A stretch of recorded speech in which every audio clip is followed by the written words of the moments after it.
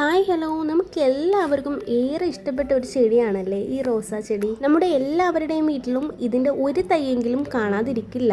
അങ്ങനെ ഇല്ലാത്തവരാണെങ്കിൽ ഒരു ചെടിയെങ്കിലും വാങ്ങി നട്ടു വളർത്തണം കേട്ടോ. റോസാപ്പൂക്കൾ കുലകുലയായി പൂത്ത് നിൽക്കുന്നത് കാണാൻ തന്നെ അതിമനോഹരമാണല്ലേ.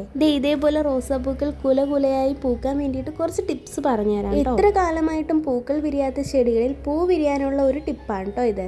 വീട്ടിൽ എന്നും ലഭിക്കുന്ന അരിവെള്ളം, അതായത് അരി കഴുകിയ വെള്ളം, ദിവസവും രാവിലെ അരി കഴുകിയ വെള്ളം റോസാ ചെടികൾക്ക് ഒഴിച്ചു കൊടുത്താൽ വേഗത്തിൽ പുതിയ തളിരിലകളും മുട്ടുകളും വിരിയും. വളം വാങ്ങി ഇനി പൈസ കളയാൻ നമുക്ക് വീട്ടിൽ തന്നെ ചെയ്തു നോക്കാൻ പറ്റുന്ന ഒരു ടിപ്പാണ് കേട്ടോ ഇത്. അടുത്ത ടിപ്പ് നമ്മുടെ വീടുകളിലെല്ലാം കാണപ്പെടുന്ന ഒന്നാണ് ചായപ്പൊടി അല്ലെങ്കിൽ തേയില.